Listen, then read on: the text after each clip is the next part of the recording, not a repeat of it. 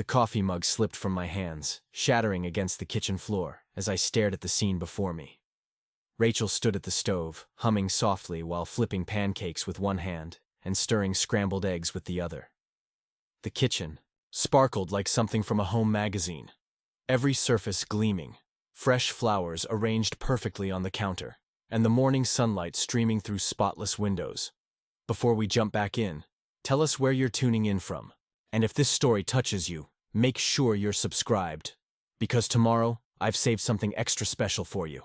This wasn't my wife. Not the Rachel who usually rushed out the door with coffee-stained scrubs, leaving cereal bowls in the sink and reminding me to pick up dinner on my way home. This woman moved with a grace I'd never seen before. Her smile, serene and knowing, as if she possessed some secret that transformed everything she touched. The transformation had begun 3 weeks ago, so subtle at first that I convinced myself I was imagining things. Small changes. Dinner waiting when I came home instead of takeout containers. Laundry folded and put away without my asking. Conversations that flowed like gentle streams instead of our usual exhausted exchanges about schedules and responsibilities. But this morning, watching her glide through the kitchen like some domestic goddess, I felt a chill run down my spine that had nothing to do with the October air seeping through our riverside home. The morning that changed everything started like any other Tuesday in our 10-year marriage. My alarm screamed at 6:30, jolting me from another restless night of sleep. Rachel's side of the bed was already cold, which meant she'd been up for at least an hour getting ready for her shift at Riverside General Hospital. I could hear the familiar sounds of chaos from downstairs. Emma arguing about her school clothes, Tyler crying about something trivial, and the general mayhem that defined our mornings in the Chen household. I stumbled to the bathroom, catching a glimpse of myself in the mirror. 35 years old and looking every day of it, with dark circles under my eyes and stubble that made me look more homeless than distinguished. The marketing campaigns I'd been working on at Henderson Agency were bleeding into my dreams, and the stress was showing. Rachel and I had been ships passing in the night for months now, maybe longer. Between her 12-hour shifts at the hospital and my increasingly demanding workload, we barely managed to coordinate who was picking up the kids, let alone maintain any semblance of intimacy or connection. When I made it downstairs, the scene was exactly what I expected. Emma stood defiantly in the hallway wearing a summer dress, despite the cool October weather, her arms crossed and her expression set in the stubborn scowl she'd perfected at 8 years old. Tyler sat at the kitchen table in his pajamas, tears streaming down his face over a bowl of cereal that had apparently committed some unforgivable offense. Rachel moved between them like a referee in a boxing match, her nurse scrubs already wrinkled from the morning battle. "Emma, you cannot wear a sundress when it's 50 degrees outside," Rachel said, her voice carrying that strained patience every parent knows intimately. "Go upstairs and put on jeans and a sweater." "I don't want to wear jeans. They're uncomfortable." "And stupid," Emma shot back, stamping her foot for emphasis. Meanwhile, Tyler's sobs escalated. "The cereal got soggy. I can't eat soggy cereal. It's disgusting." I grabbed my travel mug and filled it with yesterday's leftover coffee, adding an extra sugar packet, because life was too short for bitter coffee and bitter mornings. This was our normal, controlled chaos, everyone running in different directions, held together by caffeine and the desperate hope that we'd all make it through another day without anyone having a complete meltdown. Rachel caught my eye across the kitchen, and I saw the exhaustion there that mirrored my own. We'd had this same morning routine hundreds of times before, and we'd have it hundreds of times again. It wasn't that we were unhappy, exactly. We loved each other, loved our kids, loved the life we'd built in our modest 2-story house on Maple Street. But somewhere along the way, love had become logistics. Romance had been replaced by responsibilities. The passionate connection that had brought us together had been buried under mortgage payments, parent-teacher conferences, and the relentless grind of adulthood. "I'll take Tyler to school," I offered, checking my watch. I had a client meeting at 9, which gave me just enough time to handle the school drop-off if we left in the next 10 minutes. "You're a lifesaver," Rachel said, already gathering her things. "I've got to be at the hospital by 7:15, and if I'm late for report, again, Charge Nurse Peterson is going to have my head." She kissed me quickly on the cheek, a perfunctory gesture that held no lingering warmth, then turned to Emma. Young lady, if you're not dressed appropriately in 5 minutes, you're walking to school in your pajamas. Your choice. This threat finally broke through Emma's defiance. She stomped upstairs, muttering complaints that would have gotten me grounded for a week when I was her age. Rachel followed her, and I heard their voices escalating into the familiar pattern of morning negotiations. Tyler had finally stopped crying long enough to eat a few spoonfuls of his cereal, though he examined each bite suspiciously before committing to swallowing it. At 6 years old, he was already showing signs of the perfectionist tendencies that ran in my family. Everything had to be just right, or it wasn't worth doing at all. "Dad, why does everything have to be so hard?" he asked, looking up at me with those serious brown eyes that always made my heart twist a little. It was one of those questions kids ask that cuts straight to the core of existence. Why does everything have to be so hard? Why can't mornings run smoothly? Why can't parents have infinite patience? Why can't life be as simple as cartoon shows make it seem? "I don't know, buddy," I said honestly, sitting down next to him. "Sometimes things just get complicated when you're a grown-up, but you know." "What? Even when it's hard, we're all here together, right? Mom and Dad and Emma and you. We're a team." He nodded solemnly, as if filing this information away for future reference. "Will it be easier when I'm big like you?" I almost laughed, but the innocence in his question stopped me. How do you explain to a 6-year-old that being big doesn't make things easier? It just makes them different kinds of difficult. That the problems change but never really go away? That sometimes being an adult means pretending you have answers when you're just as confused as everyone else? "Different things will be easy, and different things will be hard," I said finally. "But you'll be stronger and smarter, so you'll be better at handling the hard parts." This seemed to satisfy him, and he returned to his careful consumption of non-soggy cereal pieces. Above us, I could hear Rachel's voice getting sharper, and Emma's responses becoming more theatrical. It was going to be one of those mornings where everyone left the house frustrated and carrying the tension with them into their respective days. Rachel appeared at the bottom of the stairs first, looking frazzled but victorious. "She's getting dressed," she announced. "I may have had to threaten to throw away her entire summer wardrobe, but she's getting dressed." "Whatever works," I said, checking my phone for messages. 3 emails from work already, and it wasn't even 7 o'clock yet. The Peterson account was breathing down our necks for campaign revisions, and I could feel the familiar knot of stress forming between my shoulder blades. Rachel grabbed her purse and keys, then paused at the kitchen counter where yesterday's mail was still scattered. Bills, mostly. The mortgage payment notice, the credit card statements, the constant paper reminders that our life cost money we were always struggling to have enough of. She shuffled through the pile with the distracted efficiency of someone who had done this exact motion countless times before. "I'll be home by 8 if the shift doesn't run over," she said, not looking up from the mail. "Can you grab something? For dinner? Maybe that Chinese place the kids like?" "Sure," I said, adding it to the mental list that was always running in the background of my mind. Pick up Tyler. Check Emma's homework.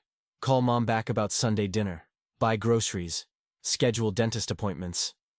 The endless mundane tasks that kept our family functioning but somehow never left room for the bigger questions about whether we were actually thriving or just surviving. Emma finally appeared, dressed in jeans and a purple sweater, her expression still sulky but no longer openly rebellious. Her hair was pulled back in a ponytail that would probably fall out before lunch, and she carried her backpack like it personally offended her. "Ready?" Rachel asked, though it came out sounding more like a command than a question. Emma nodded without enthusiasm.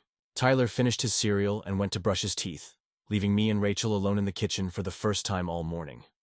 These moments used to be precious to us, stolen seconds of connection before the day pulled us in different directions. Now they felt awkward, filled with things we should say but didn't have time for. "You okay?" I asked, because she looked more tired than usual, and that was saying something. "Just the usual," she said, but there was something in her voice I couldn't quite identify. "Work's been intense lately. We lost Mrs. Henderson yesterday, the woman with pancreatic cancer I told you about. Her family wasn't ready, even though we'd been preparing them for weeks. It's hard, you know, watching people say goodbye." Rachel had been a nurse for 12 years, and she'd seen more death and suffering than anyone should have to. Usually she was good at compartmentalizing, at leaving the hospital's emotional weight at work where it belonged. But lately she'd been bringing more of it home, carrying the sadness in her shoulders and the frustration and the tightness around her eyes. "I'm sorry," I said, and I meant it. "That sounds really difficult." "Yeah." She looked at me for a moment like she wanted to say something else, something important. But then Tyler came bounding down the stairs with his backpack, and Emma called out that she couldn't find her library book. And the moment dissolved into the familiar chaos of departure preparations. "I'll see you tonight," Rachel said, kissing me again in that same quick, automatic way.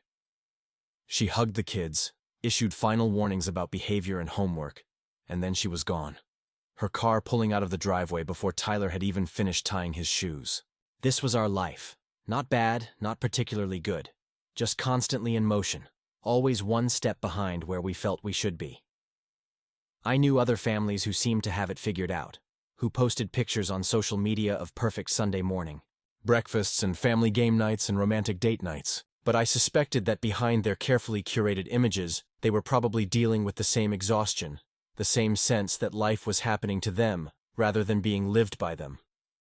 I got Tyler buckled into his car seat and Emma situated in the back with her eventually located library book, and we began our drive to Willowbrook Elementary. The morning traffic was already building on the main roads, and I found myself checking the clock more frequently than necessary, calculating arrival times and margin for error.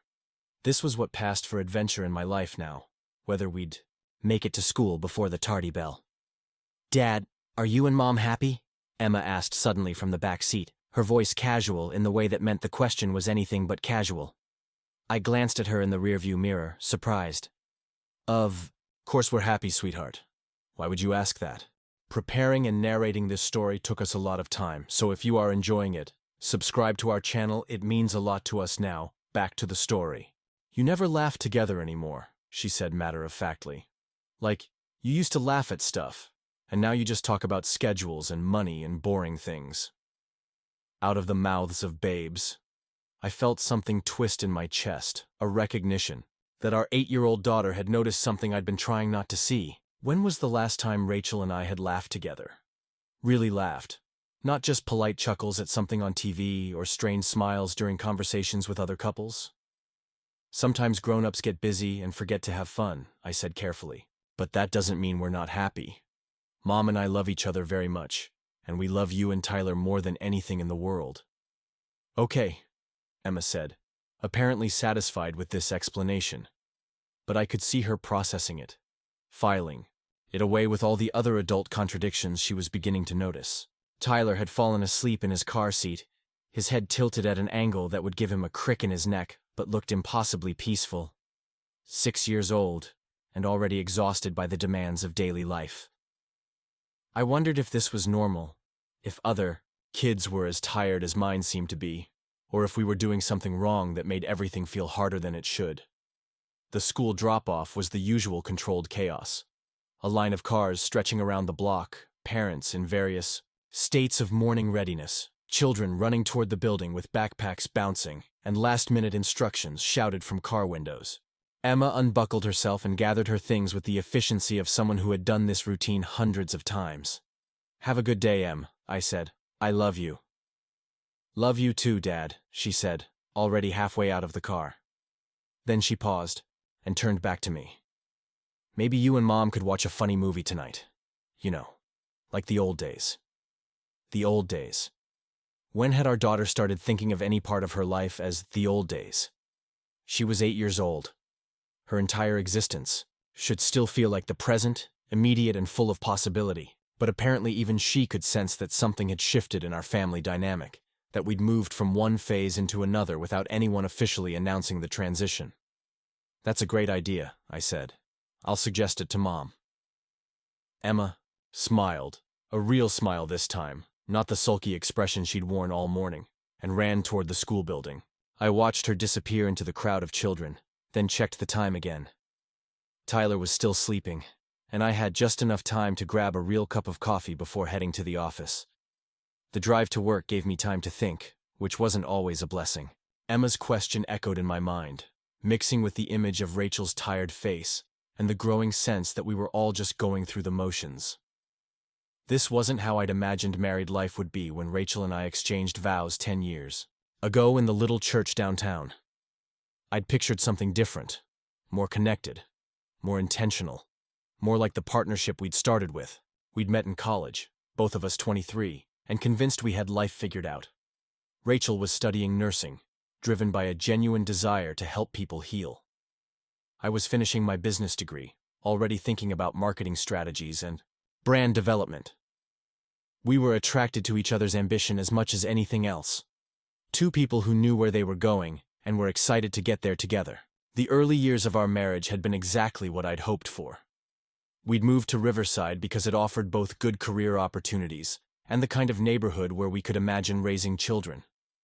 We'd bought the house on Maple Street when Rachel was pregnant with Emma, spending weekends painting nurseries and assembling cribs and dreaming about the family we were creating. Somewhere along the way, though, the dream had become a routine. The excitement of building something together had been replaced by the exhaustion of maintaining what we'd built. We weren't unhappy exactly, but we weren't particularly happy either. We were just busy, always tired, always one step behind where we felt we should be. I pulled into the parking lot at Henderson Marketing and sat in my car, for a moment, looking at the building where I spent 40+ hours every week. It was a good job, stable, well-paying, with decent benefits and opportunities for advancement. But sitting there in the October morning light, I couldn't shake the feeling that I was sleepwalking through my own life, going through motions that had once felt meaningful, but now just felt necessary. My phone buzzed with a text from Rachel. "Crazy morning, but we survived. Thanks for taking T to school. Love you." "Love you too," I texted back, though the words felt automatic, reflexive. Did I love her? Of course I did. But what did that mean anymore when love had become logistics? When "I love you" was just another item on our daily checklist of required communications? I gathered my things and headed into the office, trying to shake off the melancholy that had settled over me like morning fog. The Peterson account was waiting, deadlines were looming, and whatever existential crisis I was having about the state of my marriage would have to wait until I had time to properly examine it. But as I walked through the glass doors of Henderson Marketing, I couldn't quite silence Emma's voice in my head. You never laugh together anymore. 8 years old, and already she could see what I'd been trying not to acknowledge. Our family was functioning, but it wasn't flourishing. We were surviving, but we weren't really living. The question that would haunt me for the rest of that day was simple. How had we gotten here? And was it possible to find our way back to something better?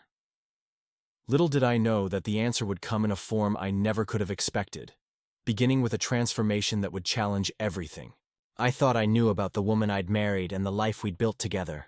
The first sign that something fundamental had shifted came on a Wednesday evening 3 weeks later.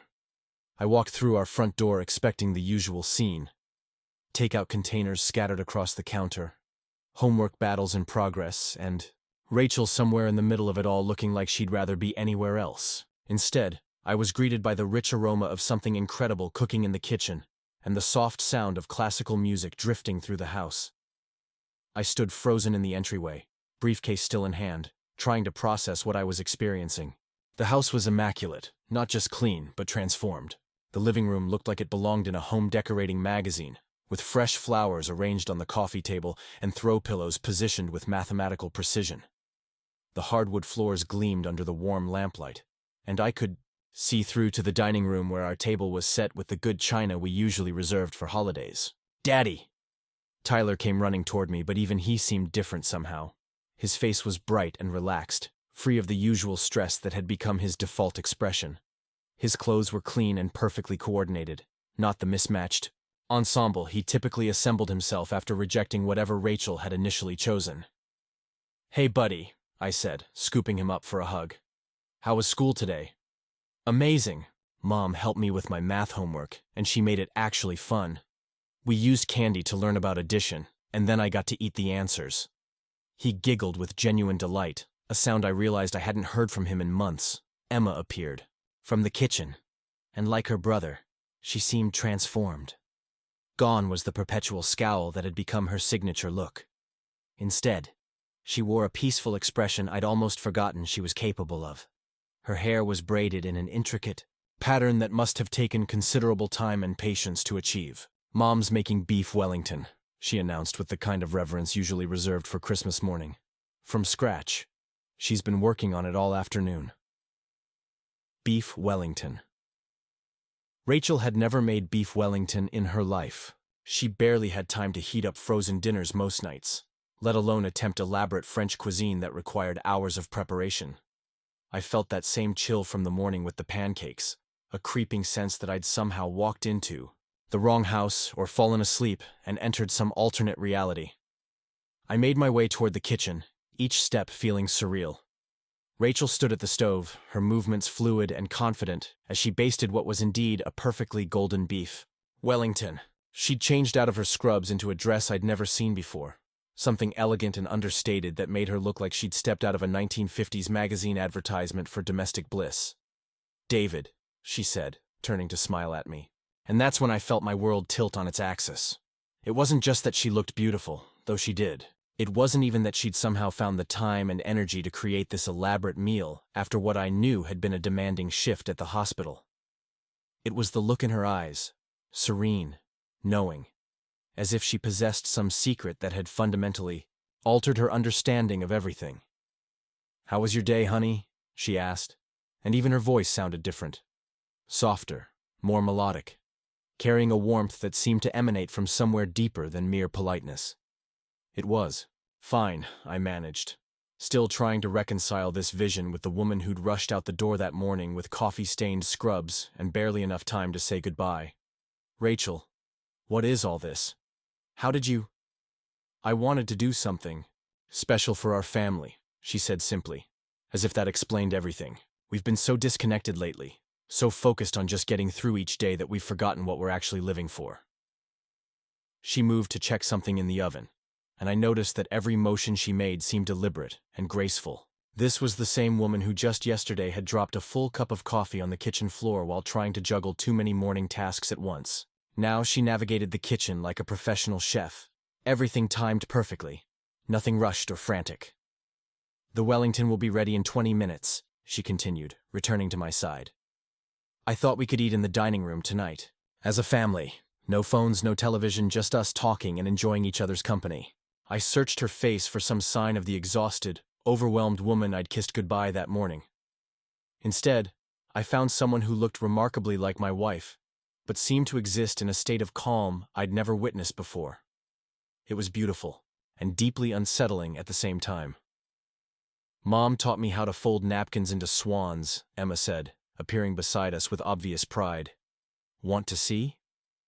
She demonstrated her newfound skill, creating an elegant paper swan from one of our good linen napkins. The complexity of the folds suggested she'd spent considerable time learning the technique, time that should have been occupied with the usual after-school routine of snacks and complaints about homework. "That's incredible, Em," I said, and I meant it.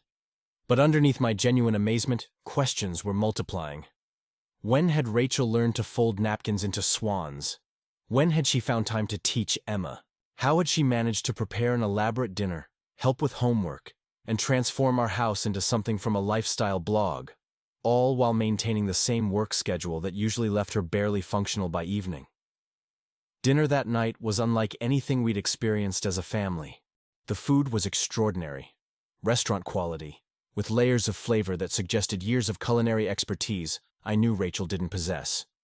But even more remarkable was the atmosphere she'd created. Without the usual distractions of devices and television, we actually talked to each other. Emma shared details about her day that went beyond the typical one-word responses we'd grown accustomed to. Tyler told elaborate stories about his imaginary adventures during recess. Even I found myself opening up about work frustrations I usually kept to myself. Rachel orchestrated it all with the skill of a seasoned hostess, asking the right questions to keep conversations flowing, ensuring everyone felt heard and valued. She laughed at Tyler's silly jokes and listened thoughtfully to Emma's concerns about a friendship drama at school. She asked about my presentation to the Peterson account, with genuine interest, not the distracted politeness that had become our norm. "This is how it should be," she said at one point, her eyes moving around the table to take in each of us. This is what matters. After dinner, she suggested we play board games in the living room. Board games. We owned several sets that had been gathering dust in the closet for years, casualties of our increasingly busy lives. But Rachel had somehow found them and arranged a cozy game area on the carpet, complete with cushions and warm blankets. We played Monopoly, then Scrabble, then a card game Tyler had learned at school. Rachel was patient with the children's questions and competitive enough to keep things interesting. She made popcorn and hot chocolate, transforming an ordinary Wednesday evening into something that felt magical. The kids were relaxed and happy in a way I hadn't seen in months, their usual end-of-day crankiness replaced by genuine contentment. But as wonderful as it all was, I couldn't shake the feeling that I was watching a performance. Not that Rachel was being fake exactly, but that she was channeling some version of herself that had been dormant, or perhaps had never existed at all. Every gesture seemed too perfect, every response too measured. It was like living with an idealized version of my wife, one who possessed capabilities and patience that the real Rachel had never demonstrated. When we finally got the kids to bed, a process that usually involved negotiations, tears, and multiple failed attempts, Rachel moved through the routine with supernatural efficiency. Stories were read, teeth were brushed, prayers were said, and both children settled into sleep without their usual protests. It was parenting as it existed in commercials and movie montages, not the reality of exhausted adults dealing with equally exhausted children. After the house fell quiet, Rachel and I found ourselves alone in our bedroom for the first time in what felt like weeks. She sat at her vanity removing her jewelry, and in the soft lamplight, she looked more beautiful than I remembered her being even when we first met. There was something luminous about her, a quality of inner peace that seemed to radiate outward and touch everything around her. "Rachel," I said carefully, "what's happening with you? This whole evening it's been incredible, but it's also been different?" she supplied, meeting my eyes in the mirror. "Well, yes, very different. Not that I'm complaining, but I'm trying to understand how you managed all of this. The dinner, the games, the way you were with the kids. It's like you've become this completely different version of yourself." She turned to face me, and again I was struck by that serene expression, as if she existed in a state of calm that touched nothing she couldn't handle. "Maybe I have become different. Maybe I needed to." "What do you mean?" She was quiet for a long moment, seeming to weigh her words carefully.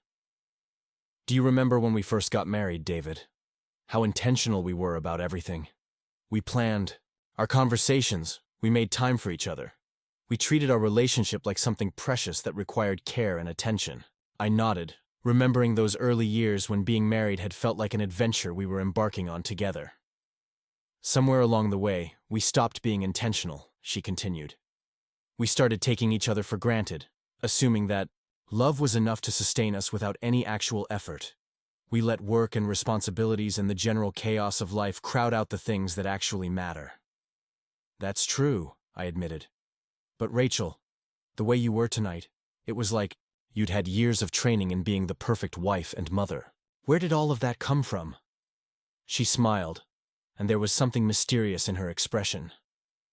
Maybe it was always there, waiting for me to remember who I was supposed to be. That night, as I lay awake listening to Rachel's peaceful breathing beside me, I tried to process what I'd witnessed. The cynic in me wanted to dismiss it as some kind of midlife crisis manifesting as domestic overachievement. Maybe she'd read an article about mindful parenting or watched a documentary about French cooking. Maybe she was compensating for something, trying to prove a point I wasn't understanding. But the more I thought about it, the more I realized that what I'd experienced couldn't be explained by simple motivation or newfound determination. The Rachel I'd observed that evening possessed skills and knowledge she'd never had before. Her comfort in the kitchen suggested years of practice with techniques she'd never shown interest in learning. Her patience with the children seemed to come from a deep well of wisdom about child psychology she'd never studied. Most unsettling of all was the way she'd looked at me throughout the evening. Not with the tired tolerance that had become our norm, but with something approaching genuine fondness. It was the way someone might look at a person they were falling in love with, not the way you look at someone you've been married to for 10 years and whose every habit you know by heart. The next morning brought more of the same impossible perfection. I woke to the smell of fresh coffee and homemade cinnamon rolls, sounds of laughter floating up from the kitchen instead of the usual morning chaos. When I made it downstairs, I found Rachel helping Tyler practice tying his shoes while simultaneously braiding Emma's hair. Both children were dressed appropriately for the weather, their backpacks packed and waiting by the door. "Good morning, sleepyhead," Rachel said, looking up from Tyler's shoelaces with that same radiant smile.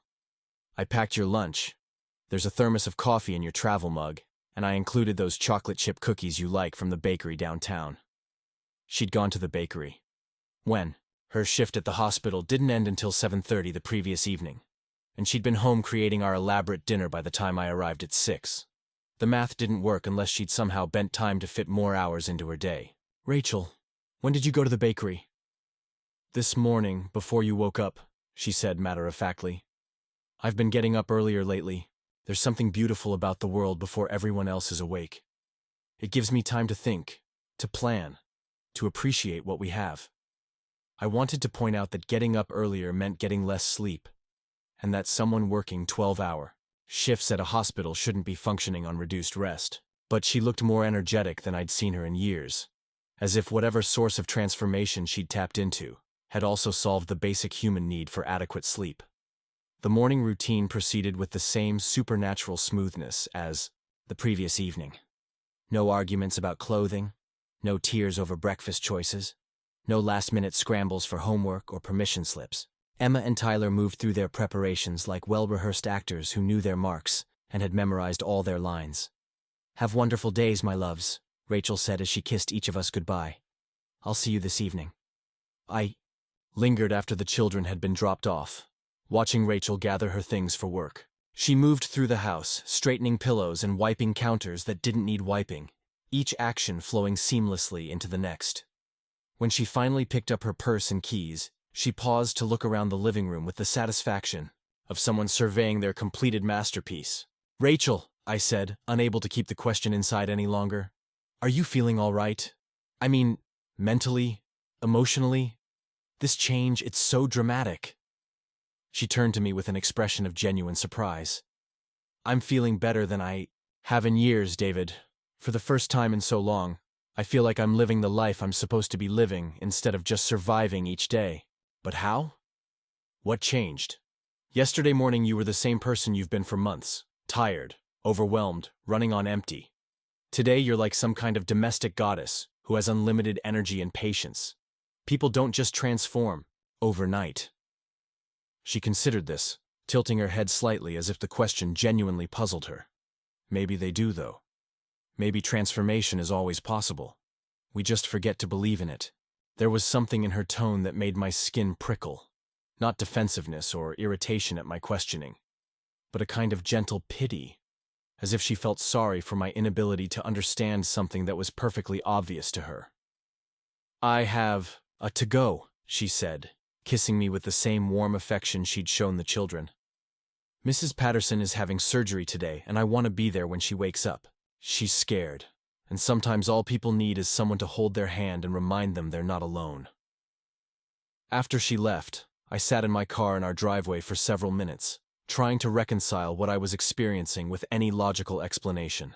Rachel had always been a good nurse, compassionate, competent, dedicated to her patients. But the woman who'd just spoken about Mrs. Patterson had sounded like someone whose calling went deeper than professional obligation, someone who understood suffering and healing in ways that came from profound personal experience.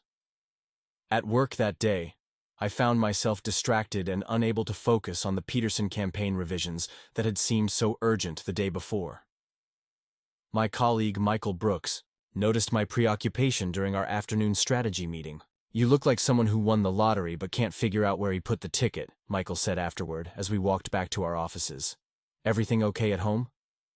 Michael had been my closest friend since college, one of the few people who knew Rachel well enough to understand the dynamics of our marriage.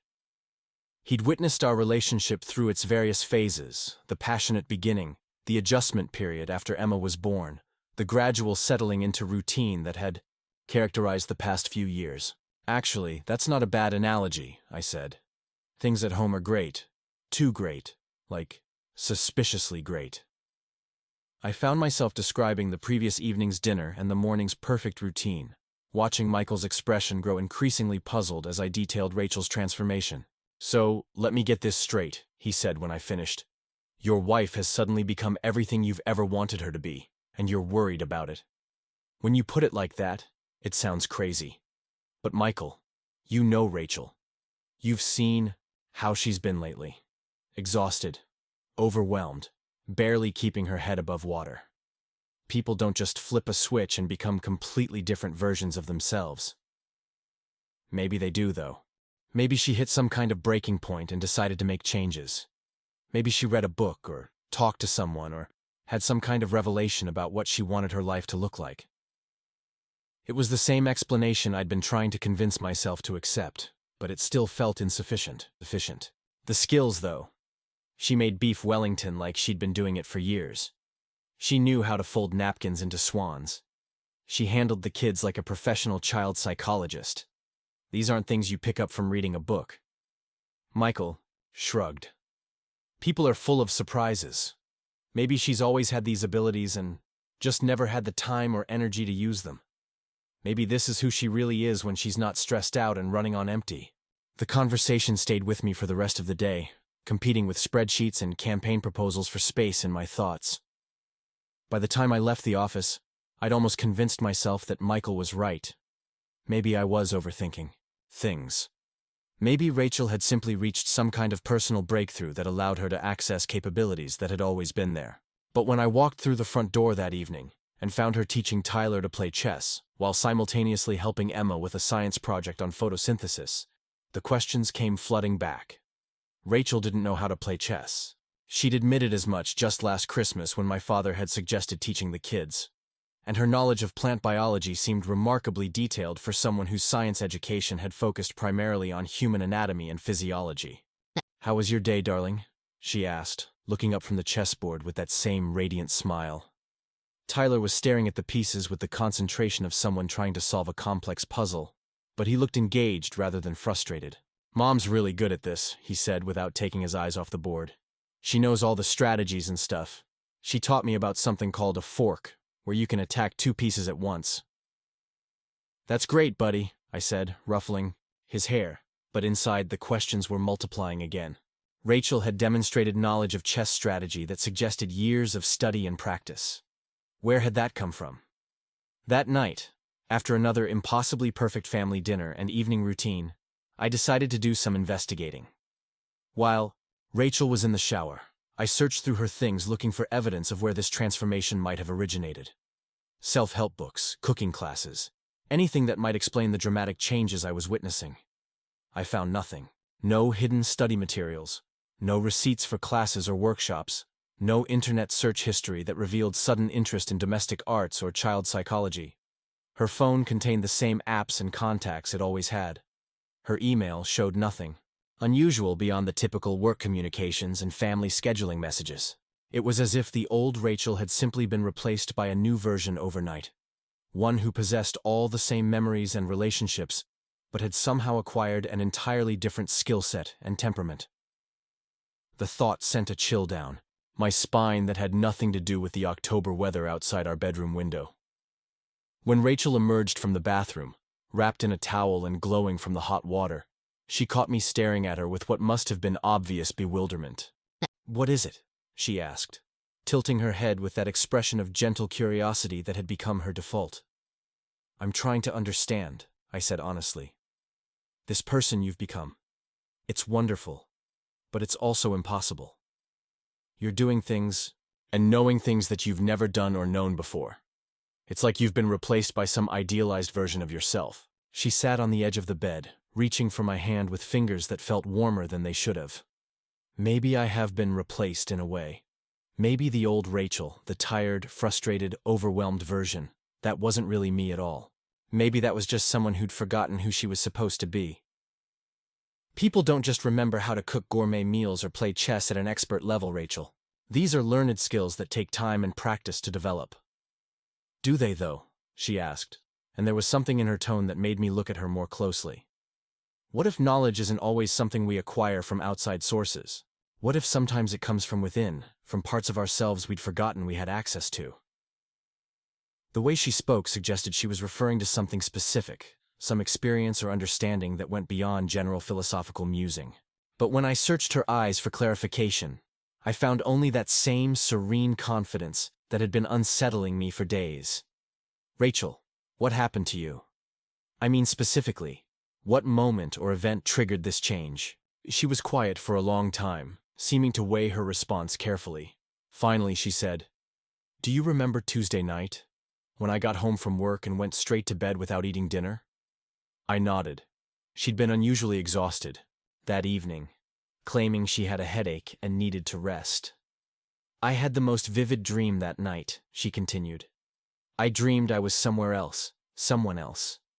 A woman who knew how to create beauty and peace, who understood what really mattered in life. When I woke up Wednesday morning, it was like I could remember being her. Not just remember the dream, but remember actually possessing all the knowledge and skills she had." Dreams don't work that way, Rachel. You can't dream yourself into knowing how to make beef Wellington. "Can't you?" she asked simply. "How do you know what dreams are capable of? How do you know where knowledge really comes from?" I stared at her, feeling like I was talking to a stranger who happened to look exactly like my wife.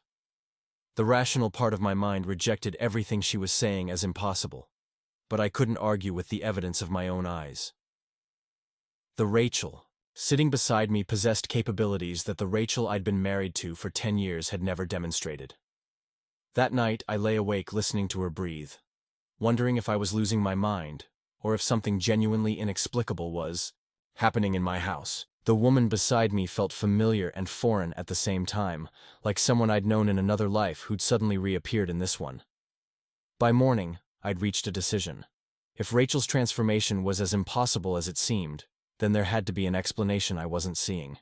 I would watch more carefully, ask more questions, document what I observed. Because the alternative, accepting that my wife had somehow become a completely different person overnight, was too unsettling to contemplate. But as I watched her move through another impossibly perfect morning routine, humming softly while she prepared elaborate breakfast and packed gourmet lunches, I couldn't shake the feeling that I was living with someone who'd been touched by something far beyond my understanding, and I wasn't sure whether that realization thrilled me or terrified me. 2 weeks into Rachel's transformation, I decided to conduct what I privately called experiments. If my wife had somehow acquired impossible knowledge overnight, then I needed to understand the extent of her newfound abilities. The opportunity came on a Saturday morning, when she suggested we spend the day working in our neglected backyard garden. "I've been thinking we should grow our own vegetables," she said over breakfast, gesturing toward the window that looked out on our small patch of overgrown grass and weeds. "There's something deeply satisfying about nurturing life from seed to harvest. Plus, the children should understand where their food comes from." Rachel had never shown interest in gardening before. In fact, she'd actively avoided yard work, claiming she had a black thumb that killed even the most resilient houseplants.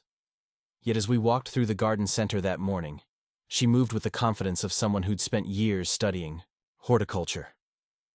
"We'll want to plant these in partial shade," she said, examining a tray of lettuce seedlings. "And these tomatoes need full sun, but we'll have to be careful about crop rotation next season to prevent soil depletion." She discussed soil pH levels, companion planting, and pest management strategies with the same casual expertise she'd demonstrated in chess and cooking. The garden center employee, a grizzled man in his 60s who'd clearly spent decades working with plants, listened to her suggestions with growing respect. "You know your stuff," he said approvingly. "Most folks come in here thinking gardening is just digging holes and hoping for the best." "Plants are like people," Rachel replied thoughtfully. "They need the right environment, proper nutrition, and gentle care to thrive. You have to pay attention to what they're telling you." Back home, I watched her design our garden layout with mathematical precision, accounting for sun patterns, water drainage, and plant spacing in ways that suggested formal training in landscape design. She worked with tools she'd never used before, as if they were extensions of her own hands, preparing soil with techniques that looked practiced and purposeful. "Mom, how do you know all this stuff?" Emma asked, kneeling beside Rachel as they planted rows of carrots. Sometimes knowledge comes to us when we're ready to receive it, Rachel answered, her hands moving steadily through the dark earth. The important thing is being open to learning. Tyler, who usually resisted any activity that might get his clothes dirty, was completely absorbed in helping create what Rachel called our family's little piece of paradise. She taught him to identify different types of seeds and explained how each plant would grow in its own unique way. "It's like magic," he said, carefully placing bean seeds in the holes Rachel had shown him how to dig. "It is magic," she agreed. "The most beautiful magic there is. Life, creating more life." As the afternoon progressed, I found myself taking mental notes on everything Rachel demonstrated. Her knowledge wasn't just theoretical. She moved through the garden with the physical confidence of someone who'd done this work countless times before. When she showed Emma how to transplant seedlings without damaging their roots, her technique was flawless. When she explained to Tyler why certain plants needed different amounts of water, her understanding of botany seemed comprehensive and intuitive. That evening, while the children played in the backyard admiring their newly planted garden, I decided to test Rachel's knowledge in an area I knew she'd never studied. "I've been thinking about remodeling the basement," I said casually. "Maybe turning it into a family room. Do you think that's something we could do ourselves?" I expected her to suggest we hire contractors, as she always had when home improvement projects came up in the past. Instead, she tilted her head thoughtfully and began discussing load-bearing walls, electrical requirements, and moisture control, with the same expertise she'd shown in every other area of her mysterious transformation. "We'd need to address the humidity issue first," she said, pulling out a notebook I'd never seen before and sketching what looked like professional architectural plans. "Then frame out the space, run new electrical for proper lighting and outlets, and think carefully about flooring that can handle temperature fluctuations." She drew detailed diagrams showing how to install vapor barriers, where to place electrical outlets for optimal functionality, and how to create built-in storage that would maximize the space. Her sketches were precise and professional, incorporating design principles I knew she'd never studied. "Rachel, where did you learn about construction and electrical work?" "I've been reading," she said simply, though I'd seen no evidence of construction manuals or home improvement books anywhere in our house. It's amazing how much information is available when you know where to look for it. That night, after the children were in bed, I sat at my computer researching everything Rachel had demonstrated throughout the day. Her gardening advice aligned perfectly with expert recommendations I found on agricultural extension websites. Her construction suggestions matched professional guidelines for basement remodeling. Even her cooking techniques, which I investigated by watching online tutorials, reflected advanced culinary training. It was as if she'd somehow downloaded the expertise of multiple professionals directly into her consciousness. The rational part of my mind kept searching for logical explanations, but I was running out of possibilities that made sense within the normal laws of reality. Sunday brought a new revelation when Rachel announced she'd volunteered to help with the children's school fundraiser by organizing a community art auction. "I thought it would be nice to bring people together around something beautiful," she explained as she spread materials across our dining room table. "Art has a way of touching something deep in people's souls." She began creating promotional materials with graphic design skills that rivaled anything my marketing team produced. Her understanding of color theory, typography, and visual composition was sophisticated and intuitive. She designed logos, brochures, and posters that looked professionally created, working with software she'd never used before as if she'd been trained in digital design for years. "Mom, you're really good at this," Emma observed, watching Rachel manipulate images and text with fluid expertise. "Thank you, sweetheart. Creating beautiful things feeds something essential in the human spirit. We all have artistic abilities waiting to be discovered." By Monday morning, Rachel had produced an entire marketing campaign for the school fundraiser that looked like it had come from a high-end advertising agency. When I saw her work displayed on the kitchen counter, I felt that familiar chill of recognition mixed with impossibility. "Rachel, this is professional-level design work. When did you learn to use graphics software?" "I played around with it yesterday evening while you were watching the game," she said, packing the materials into a portfolio case. "Once you understand the basic principles, the technical aspects just flow naturally." At work that day, I showed Rachel's designs to my colleague Sarah Thompson, who managed our creative department. She examined each piece carefully, her expression growing increasingly impressed. "These are exceptional," she said finally. "Whoever created these has serious talent. The composition, the color choices, the typography. It's all exactly what I'd expect from someone with years of professional experience. Where did your wife study design?" "She didn't," I said. "She made these yesterday with no formal training." Sarah looked at me skeptically. "David, I've been working in design for 15 years. This level of sophistication doesn't happen overnight. Maybe she studied art in college and never mentioned it, or took classes you didn't know about. People sometimes have hidden talents they don't talk about." But I knew Rachel's history. We'd met in college, dated for 2 years before getting married, shared our dreams and backgrounds extensively. She'd studied nursing with a focus on pediatric care, taking science and medical courses that left no room for art or design electives. Her transcripts, which I'd seen when she applied for nursing jobs, showed no creative coursework whatsoever. That evening, I found Rachel in our bedroom organizing the walk-in closet with the same systematic efficiency she'd brought to every other aspect of our lives.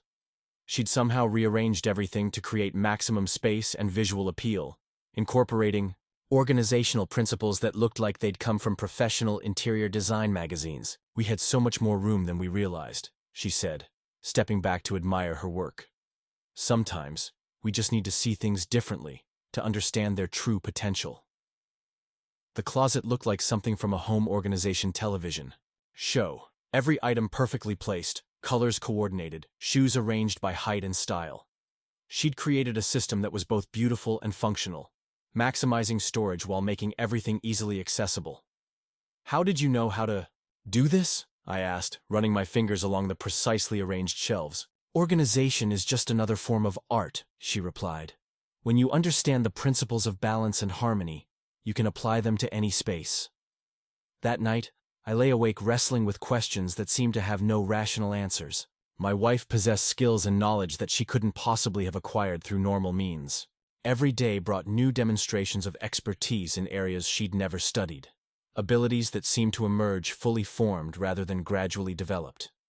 The next morning brought what felt like confirmation of my growing suspicions when our neighbor Mrs. Foster knocked on our door in obvious distress. "Rachel, I'm so sorry to bother you," she said, wringing her hands anxiously. "But my mother fell yesterday, and the doctors think she might have broken her hip. I don't know anything about elder care, and I'm terrified of making mistakes that could hurt her more." Rachel immediately invited Mrs. Foster inside, settling her at our kitchen table with a cup of tea and the kind of calming presence I'd seen her use with distressed patients at the hospital. But what happened next went far beyond her normal nursing expertise. "Hip fractures in elderly patients require very specific care protocols," Rachel began, and then proceeded to outline a comprehensive treatment plan that covered everything, from pain management to physical therapy to nutritional support. She discussed bone density concerns, fall prevention strategies, and psychological support for trauma recovery, with the depth of knowledge I'd expect from a geriatric specialist. "You should ask the doctors about calcium and vitamin D supplementation," she continued, writing notes on a piece of paper. "And make sure they evaluate her for osteoporosis. The rehabilitation process will be crucial. Too much rest can lead to muscle weakness, but too much activity too soon can prevent proper healing." Mrs. Foster listened with obvious relief, taking notes on Rachel's suggestions. "You know so much about this. Have you worked with elderly patients before?"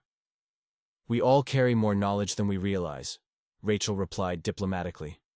"Sometimes it just takes the right circumstances to help us remember what we know." After Mrs. Foster left, armed with several pages of detailed care instructions, I confronted Rachel directly. "That was remarkable advice you gave her, but it went way beyond your training as a pediatric nurse. You sounded like someone with specialized education in geriatric medicine." "Maybe I do have that knowledge," she said simply. "Maybe we all have access to more information than we think we do. Rachel, that's not how knowledge works. You can't just suddenly understand complex medical specialties without years of study and practice. What you demonstrated today would require advanced education that I know you don't have."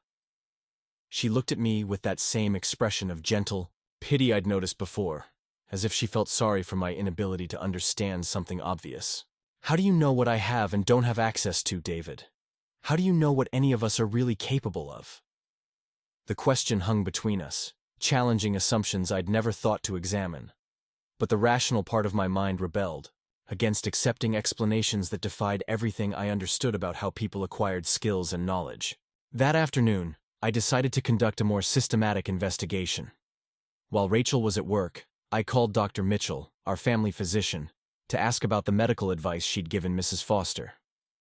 "The recommendations you're describing are absolutely correct," he said, after I outlined Rachel's suggestions. "In fact, they're more comprehensive than what many general practitioners would think to include. Your wife must have done extensive research, or has experience with geriatric care that goes beyond typical nursing training." Next, I contacted a friend who worked as a graphic designer at a major advertising firm and sent him photos of Rachel's school fundraiser materials. "Whoever created these knows what they're doing," he said when he called me back. "The technical execution is flawless, but more importantly, they demonstrate real understanding of visual communication principles. This isn't amateur work by any stretch." Finally, I reached out to a landscape architect I'd met through work and described Rachel's garden design and plant selection. "Sounds like she applied permaculture principles with a solid understanding of local growing conditions," he said. "That kind of integrated thinking usually takes years of study and hands-on experience to develop." Each expert confirmation deepened my bewilderment. Rachel wasn't just demonstrating general competence. She was operating at professional levels in multiple specialized fields.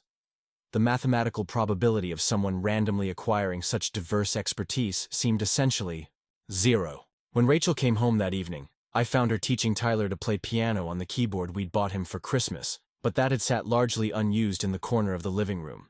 She was showing him finger positions and explaining basic music theory with the patience and skill of a trained instructor.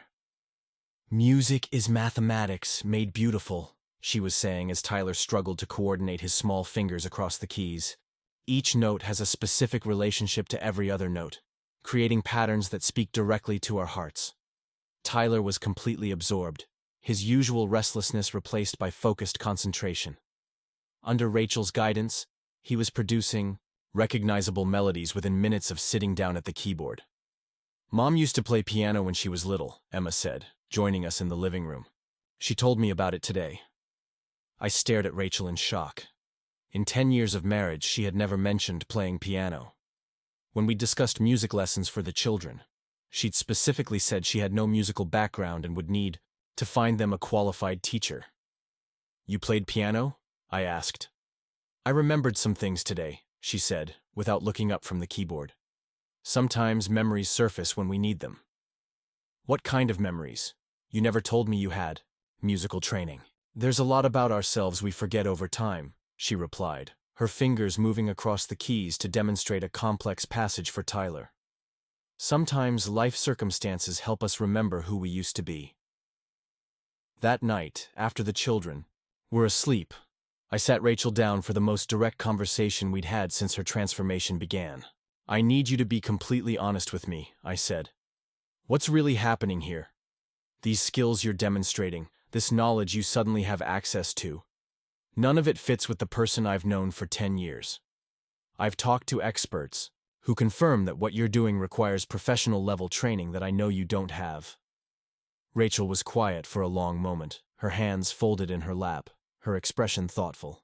Finally, she looked up at me with eyes that seemed to hold depths I'd never noticed before. "What if I told you that the Rachel you've known for 10 years wasn't really me?" she said softly. "What if she was just someone who'd forgotten who she was supposed to be?" "That doesn't make sense. People don't just forget entire skill sets and educational backgrounds. Don't they, though? Think about it, David.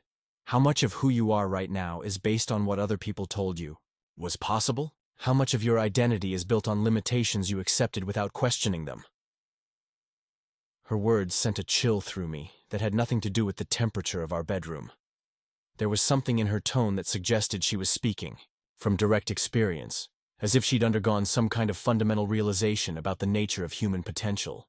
"Rachel, you're talking about this like you've had some kind of spiritual awakening or metaphysical experience. But that still doesn't explain how you can suddenly cook like a professional chef, or design like a trained artist, or understand medical specialties you've never studied. Doesn't it? She asked gently. What if consciousness isn't as limited as we've been taught to believe? What if knowledge and ability aren't just things we acquire from external sources, but things we can access from within when we're open to receiving them? I stared at her, feeling like I was talking to someone who'd crossed into territory I couldn't follow. The rational, scientific worldview I'd always relied on had no framework for understanding what she was describing. You're suggesting that you've somehow tapped into universal knowledge or something equally impossible. I'm suggesting that maybe impossible is just another word for things we don't understand yet, she replied. 3 weeks ago, if someone had told you that your wife would transform into someone with capabilities she'd never demonstrated before, you would have called that impossible too. She had a point that I couldn't argue with. I was witnessing the impossible on a daily basis, watching my wife demonstrate abilities that defied logical explanation. Whether I understood the mechanism or not, the evidence was undeniable. So, what are you saying? That you've been reborn somehow? That you're not the same person I married? Rachel smiled, and in that expression I saw both the woman I'd fallen in love with and someone entirely new. I'm saying that maybe we're all more than we've been taught to believe. Maybe the limitations we accept as permanent are really just temporary forgetting of who we truly are. The conversation left me more unsettled than ever, but also strangely hopeful. If Rachel had somehow accessed abilities that had always been within her, what did that suggest about human potential in general?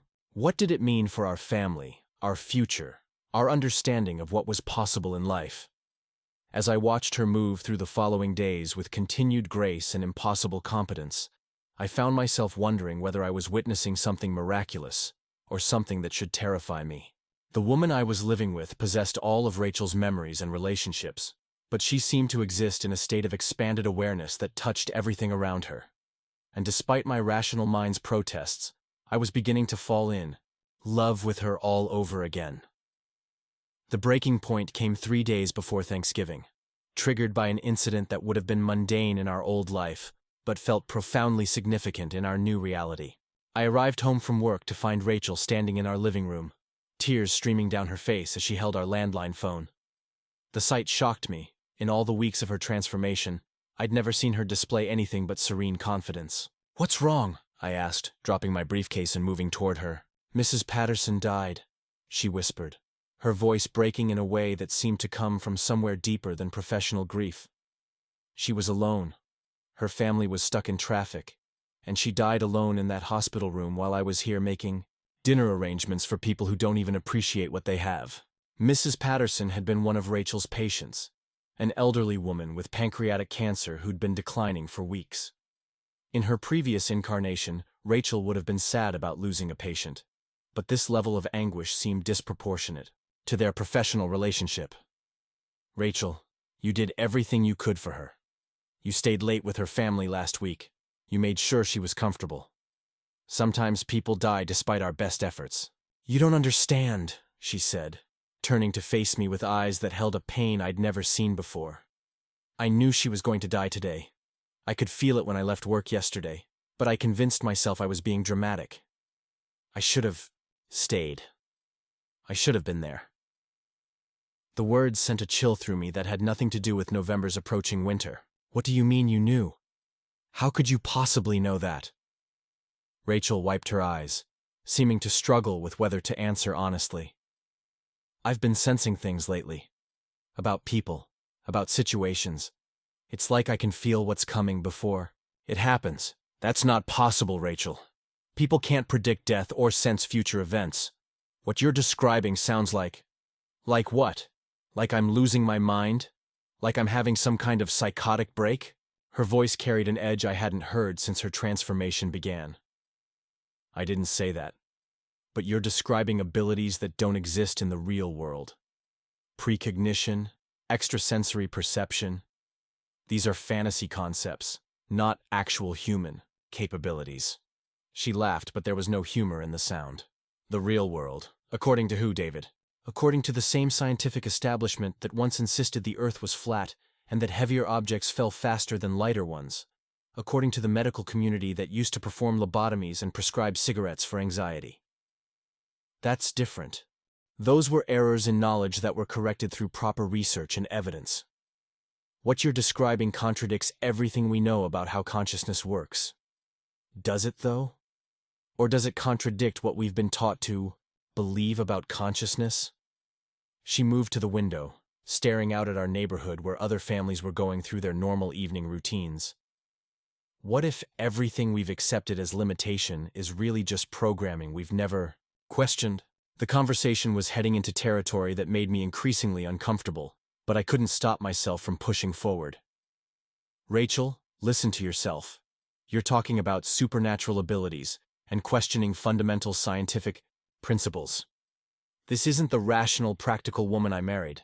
Maybe the rational, practical woman you married was someone who'd been convinced to deny her true nature, she replied without turning from the window. Maybe she was someone who'd learned to make herself smaller to fit into a world that couldn't handle her real capabilities. What does that even mean? Your real capabilities? You're a nurse, Rachel. A good nurse, but still a human being with normal human limitations. You don't have magical powers or mystical insights. She turned to face me then, and the expression in her eyes was unlike anything I'd ever seen from her. It wasn't anger exactly, but something closer to disappointment mixed with a kind of profound sadness. David, in the past month you've watched me demonstrate abilities I never had before. You've seen me cook with expertise I never possessed, design with skills I never learned, counsel people with wisdom I never studied. You've witnessed me helping our children in ways that produce results no normal parenting technique could achieve. And despite all of that evidence, you're still trying to convince both of us that none of it is real. Because it can't be real. People don't just download professional-level abilities overnight. They don't suddenly develop psychic powers or tap into universal knowledge. There has to be a logical explanation. Why does there have to be a logical explanation according to your current understanding of logic? What if your current understanding is incomplete? The question hung between us like a challenge. I found myself struggling to articulate why I needed her transformation to fit within normal parameters, why the idea of expanded human potential felt so threatening to my sense of reality. Because if what you're suggesting is true, then everything I thought I knew about the world is wrong. If people can just suddenly access abilities and knowledge they never had before, if consciousness isn't limited to what science has mapped, then nothing makes sense anymore. Or maybe everything makes sense in a completely different way, Rachel said gently. Maybe the reason you're so resistant to accepting what you're seeing is that it threatens a worldview you've invested your entire identity in. Her words stung because they contained an uncomfortable grain of truth. My identity as a rational, scientifically minded person was fundamental to how I saw myself. Accepting that my wife had somehow transcended normal human limitations would require abandoning core beliefs about reality that had anchored me for 35 years. The conversation was interrupted by Emma calling from upstairs that she needed help with her homework. Rachel moved toward the stairs, but I caught her arm. "This isn't over," I said. "We need to figure out what's really happening here." "What's really happening is that I'm becoming who I was always meant to be," she replied. "The question is whether you can love that person, or if you're only capable of loving someone who stays within the boundaries you're comfortable with." That night, Emma's homework provided another unsettling glimpse into the extent of Rachel's transformation. The assignment was a research project on ancient civilizations, specifically focusing on Egyptian burial practices and beliefs about the afterlife.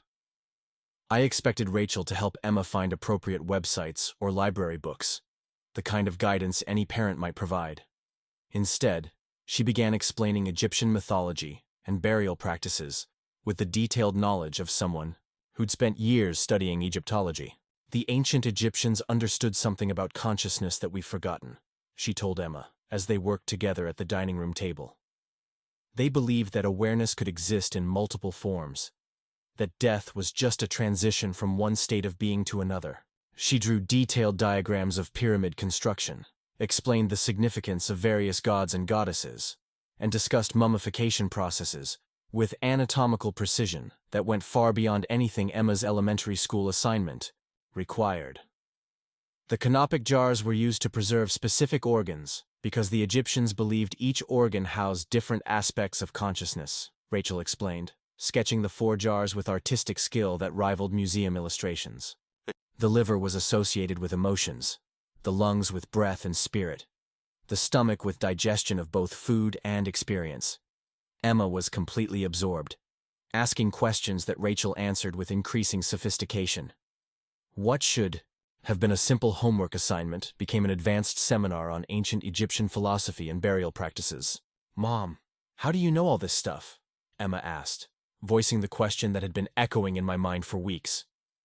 "Sometimes when we need to understand something, the knowledge comes to us," Rachel replied. "The important thing is being open to receiving it." After Emma finished her homework and went to bed, I confronted Rachel about the depth of her knowledge regarding Egyptian civilization. "Where did that come from? That wasn't basic information you could pick up from a quick internet search. You were discussing advanced concepts that would require serious academic study. Does it matter where it came from if it helped our daughter with her project?" "Yes, it matters. It matters because you're demonstrating knowledge you couldn't possibly have acquired through normal means. Either you've been hiding significant educational background from me for 10 years, or something impossible is happening." Rachel was quiet for a long moment, seeming to weigh her response carefully. "What if I told you that I've been having dreams? Vivid dreams where I experience life as different people throughout history. A cook in medieval France, an artist in Renaissance Italy, a healer in ancient Egypt, a scholar in the Library of Alexandria. Dreams don't work that way, Rachel.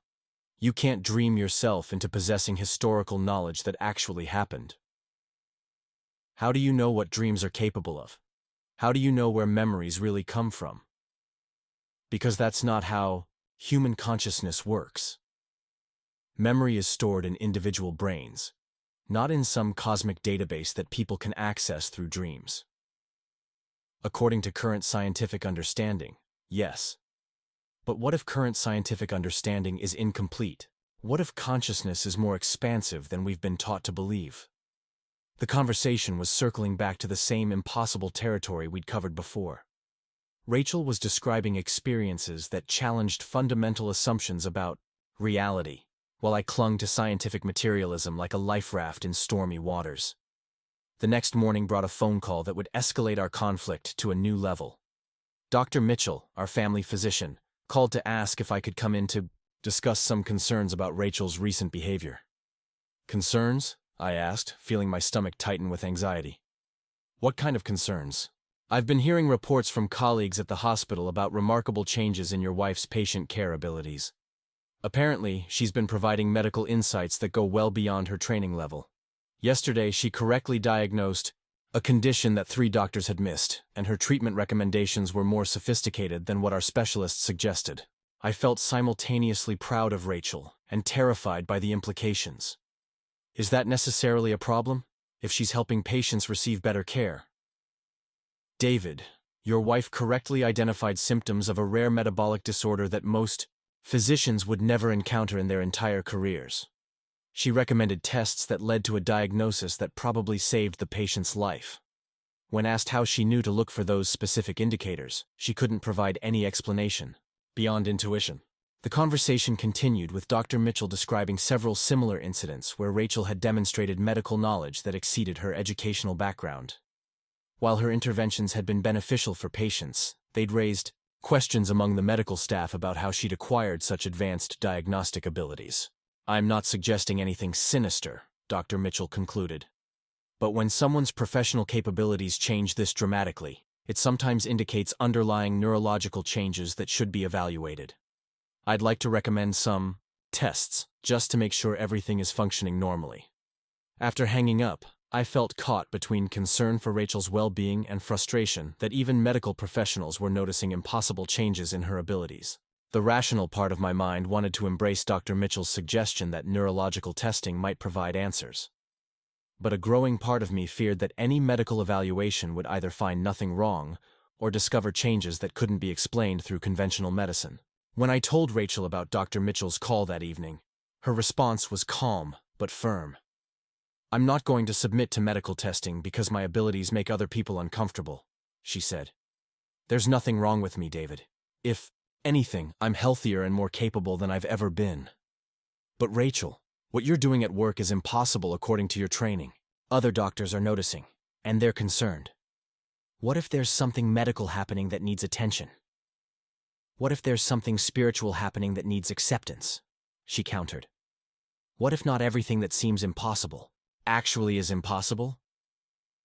You can't just dismiss medical science because it doesn't support what you want to believe. I'm not dismissing anything. I'm suggesting that medical science might be incomplete in its understanding of human potential. Our argument was interrupted by Tyler calling from the kitchen that he couldn't reach something he needed. Rachel went to help him, and I followed, needing to observe her interactions with our children in light of everything that had been building between us. I found Tyler trying to get a glass from a high cabinet, his small frame stretched precariously, on his tiptoes. Rachel lifted him easily, but what happened next made me stop in my tracks. I had a scary dream last night, Tyler said, as Rachel helped him pour water from the pitcher. Tell me about it, she said, her voice carrying the kind of gentle attention that invited complete honesty. There was a monster in my closet, but it wasn't really a monster. It was just sad and lonely and didn't know how to make friends. Tyler's description was more sophisticated than his usual dream recounting, as if Rachel's presence was helping him access deeper understanding of his own psyche. Sometimes the things that scare us are really just parts of ourselves that need love and attention, Rachel said, kneeling to Tyler's eye level. What do you think the lonely creature in your dream needed most? Maybe someone to sit with it and not be afraid, Tyler replied thoughtfully. That's very wise. What if we tried being kind to the scared feelings instead of trying to make them go away? They continued talking about Tyler's dream with a depth that seemed more like therapy than casual parent-child conversation. Rachel asked questions that helped Tyler explore his emotions and fears in ways that promoted genuine understanding rather than simple reassurance. Watching the interaction, I realized that Rachel's transformation extended beyond acquiring new skills or knowledge. She'd somehow developed a profound understanding of human psychology and emotional healing that allowed her to connect with people on levels that produced genuine growth and insight. After Tyler went back to play, I found myself staring at Rachel with renewed confusion and awe. How did you know how to talk to him like that? That was like watching a trained child psychologist work with a client. Children's dreams often contain wisdom that adults have forgotten how to hear, she replied simply. Tyler's unconscious mind was showing him something important about fear and compassion. I just helped him listen to what he already knew. But the way you guided that conversation, the questions you asked, the insights you helped him reach, that's not intuitive parenting. That's professional-level therapeutic technique. Maybe the distinction between intuitive and professional is artificial, she suggested. Maybe we all have access to healing abilities when we're truly present with each other. That night, our conflict reached its peak when I insisted on calling Dr. Mitchell to schedule the neurological evaluation. Rachel had refused. I'm not doing this to punish you or because I don't trust you, I said as I reached for the phone. I'm doing this because I love you, and I'm scared. The changes you've experienced are beyond anything normal human development could account for. If there's something medical happening, we need to understand it. And if there's something spiritual happening, we need to honor it, Rachel replied, her voice carrying a firmness I'd rarely heard from her. David, you're asking me to submit to testing based on the assumption that anything outside your current understanding of reality must be pathological. I'm asking you to consider that dramatic personality and ability changes sometimes indicate serious medical conditions that require treatment. What if dramatic personality and ability changes sometimes indicate spiritual growth that requires support? We stared at each other across a divide that felt wider than the physical distance between us. Rachel's transformation had forced us to confront fundamental questions about the nature of consciousness, human potential, and the limits of scientific understanding. I wanted answers that fit within my established worldview, while she was embracing possibilities that transcended conventional boundaries. If you insist on pursuing medical evaluation against my wishes, you're essentially telling me that you can't accept who I'm becoming, she said quietly. You're saying that the only version of me you can love is one that stays within limits you're comfortable with. Her words hit me with devastating accuracy.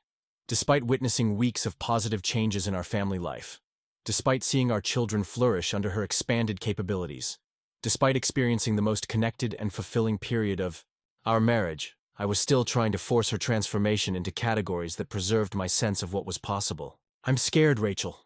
I'm scared that I'm losing the woman I married to someone I don't understand.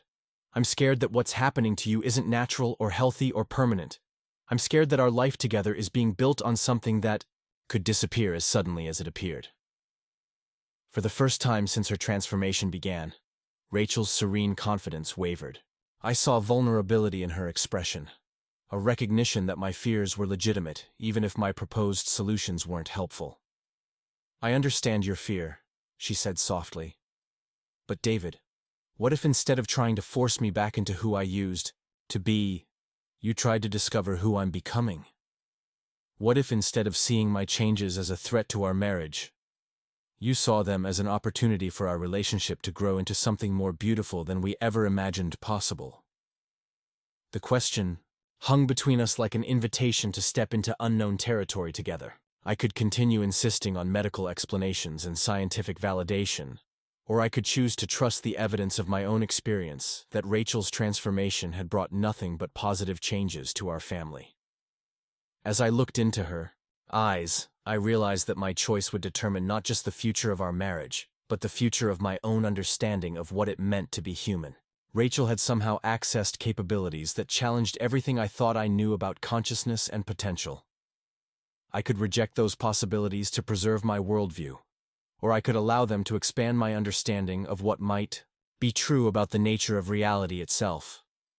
The decision I made in that moment would change everything about how I understood my wife, my family, and the mysterious depths of human consciousness that Rachel had somehow learned to navigate.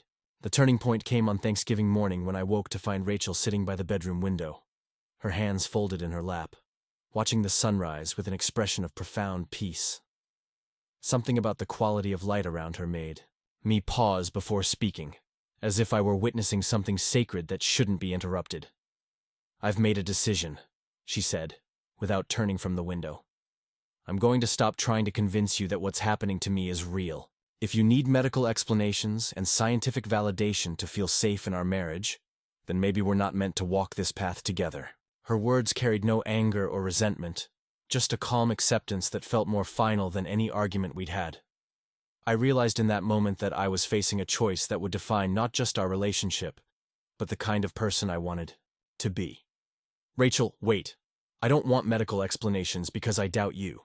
I want them because I'm terrified of losing you to something I can't understand or protect you from." She turned to look at me then, and I saw compassion in her eyes rather than the frustration I'd expected. "David, what if the thing you're trying to protect me from is actually the thing that's healing our entire family?" Over the next hour, as we talked quietly while the rest of the house slept, Rachel helped me understand something crucial about the nature of fear and faith. She wasn't asking me to abandon rationality or ignore reality. She was inviting me to expand my definition of what reality might include. "I know this challenges everything you've believed about how the world works," she said, taking my hand in hers. "But look at our children. Look at how much happier and more confident they've become. Look at our marriage, at how connected we feel now compared to a few months ago. Look at the impact I'm having on patients at the hospital. The positive changes happening everywhere this new awareness touches." She was right. Despite my intellectual struggles with the impossibility of her transformation, I couldn't argue with the results. Emma had stopped having the behavioral problems that had worried her teachers. Tyler was sleeping better and seemed more emotionally secure than he'd ever been. Our home had become a place of peace and joy rather than controlled chaos. "What are you asking me to do?" I said finally. "I'm asking you to trust what you've witnessed rather than what you've been taught is possible. I'm asking you to love me as I am now, not as I used to be." That afternoon, as we prepared Thanksgiving dinner together, I made a conscious choice to stop analyzing Rachel's abilities and simply appreciate them. When she seasoned the turkey with herb combinations that created flavors more complex than anything I'd ever tasted, I didn't question where she'd learned such culinary artistry. When she arranged our table setting with aesthetic sophistication that transformed our dining room into something that belonged in a magazine, I simply felt grateful to be part of such beauty. Our guests that day included my parents, Rachel's sister Angela, and Mrs. Foster from next door, whose mother had recovered remarkably well from her hip fracture thanks to Rachel's guidance. As the afternoon progressed, I watched Rachel interact with each person in ways that seemed perfectly tailored to their individual needs and personalities. With my father, who'd been struggling with retirement depression, she discussed philosophy and meaning in ways that sparked genuine enthusiasm I hadn't seen from him in years.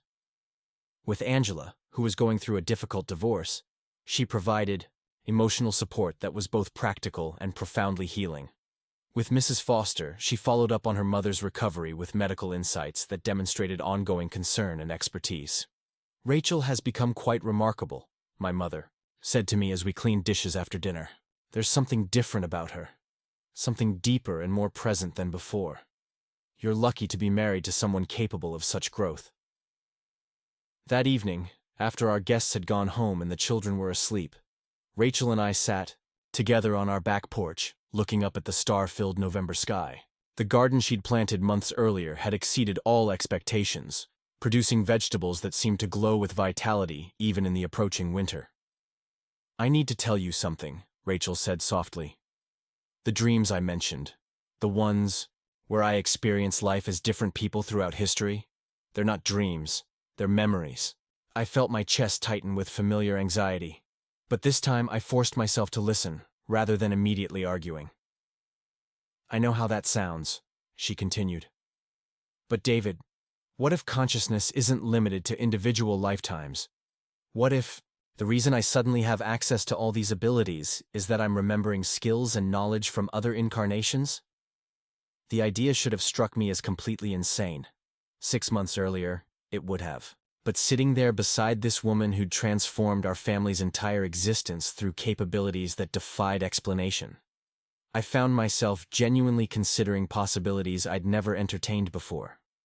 "Are you saying you believe in reincarnation?" "I'm saying I'm experiencing memories that don't belong to this lifetime, but feel completely authentic. A medieval cook who knew herb combinations that could heal as well as nourish. A Renaissance artist who understood color and composition at levels that transformed everyone who saw her work. An Egyptian healer who could diagnose illness through intuition and touch. And you think those memories are accessible to you now?" "I think maybe they always were, but I'd never been open enough to receive them. Maybe we all carry more history than we realize, more capability than we've been taught to believe possible." As she spoke, I realized that my choice wasn't really between believing or not believing her extraordinary claims. My choice was between clinging to a worldview that left no room for mystery, or opening myself to possibilities that could transform my understanding of what it meant to be human. "What do you need from me?" I asked. "I need you to trust that love can expand consciousness rather than limit it. I need you to believe that the woman sitting beside you is both the Rachel you married and someone infinitely more than either of us imagined possible." 6 months later, I can say with certainty that choosing to embrace Rachel's transformation was the best decision I've ever made. Our marriage has become a partnership of genuine discovery rather than mere survival.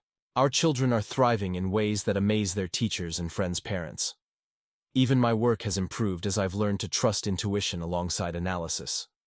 Rachel continues to demonstrate abilities that challenge conventional understanding, but I've stopped needing scientific explanations for everything I witness.